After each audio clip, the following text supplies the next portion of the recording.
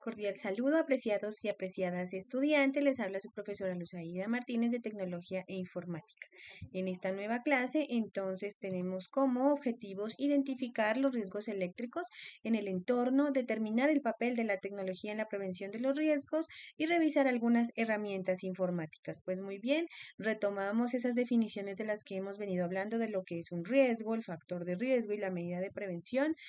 Asimismo, del riesgo eléctrico, pues que está normado en Colombia por las normas como el Reglamento Técnico de Instalaciones Eléctricas RETIE y el Código Eléctrico Nacional NTC 2050. Entonces aquí, desde la clase pasada, les había pedido revisar estos videitos, pero si no lo han hecho, entonces por favor lo retoman y lo revisamos porque aquí vamos a encontrar unas animaciones muy bonitas respecto de cómo es que se expone fácilmente un trabajador, pero también una persona que no esté necesariamente en su lugar de trabajo al riesgo eléctrico, pues lo cual puede ocasionarle diferentes tipos de daños. Entonces, ¿cuál es el riesgo? Pues eléctrico es que nos electrocutemos, ¿no? Ese es el riesgo eléctrico. Entonces, ¿cuáles son los factores de riesgo?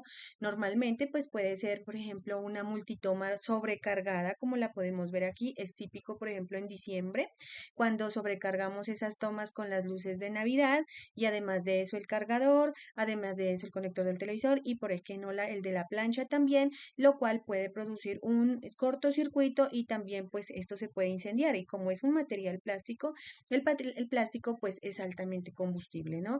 De igual manera, un factor de riesgo es mantener su sitio de trabajo desorganizado, ¿cierto? Un sitio de trabajo completamente en desorden.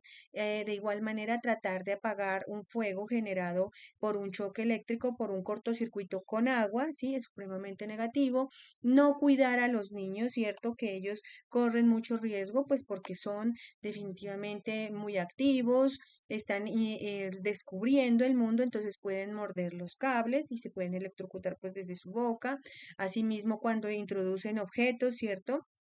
En las tomas, cuando han sufrido daño las tomas o cuando están mal conectadas y nosotros pues seguimos utilizándolas a pesar de, y también cuando no se usan los elementos de seguridad, ¿de acuerdo?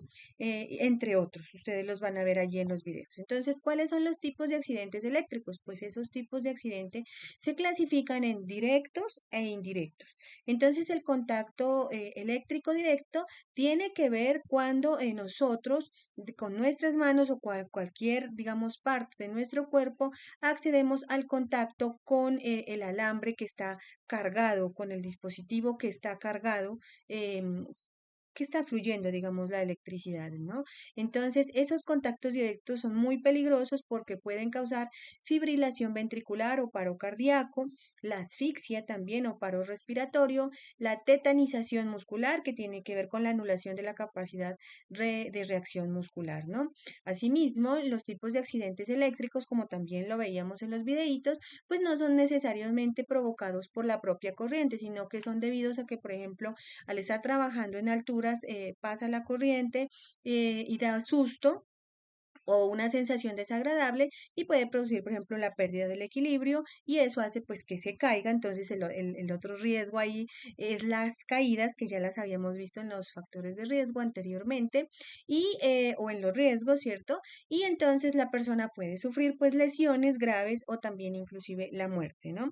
La otra es las quemaduras que las de las víctimas debido al arco eléctrico, es decir, no necesariamente se tocan los alambres, digamos, por donde está pasando la corriente, que serían estos, sino que a través de los dispositivos como la nevera, por donde, pues que están energizados finalmente, ¿no? Pero no hay un contacto directo, sino indirecto, pero puede producir quemaduras y eso también pueden de ser de primer al tercer grado, es decir, que depende, por ejemplo, pues de la superficie corporal afectada, depende también de la profundidad de las lesiones, ¿no? La gravedad de la situación.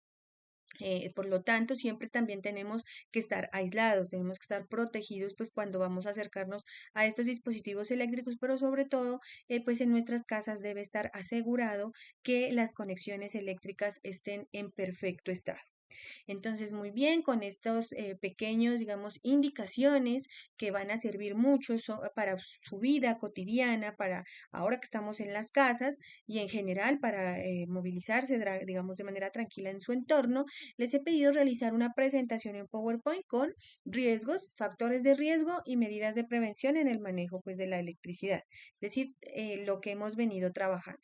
Pero además, ya en la parte práctica de la tecnología, vamos a identificar, cada uno de ustedes van a identificar tres riesgos eléctricos en el hogar. Sabemos claramente que hay cositas que hay que mejorar en el hogar o en el entorno inmediato, pues si es de pronto no tienen ningún tipo de riesgo en su casita, entonces que vean de pronto cerca a donde ustedes viven, ¿no?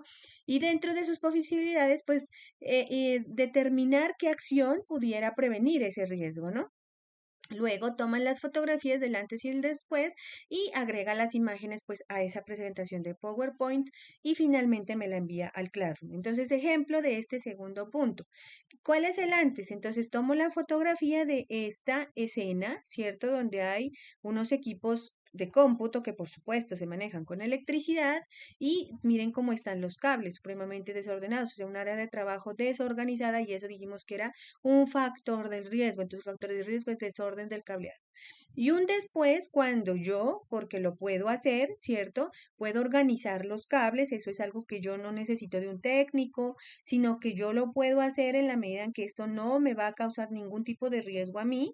Entonces, lo que puedo hacer es ordenar ese cableado. Entonces, otro ejemplo en sus casas es que si una toma está sobrecargada, lo que se puede hacer es descargarla, solicitar que se compre otra multitoma o que los, digamos, dispositivos que estén conectados que no se necesiten, pues mantenerlos desconectados, ¿de acuerdo?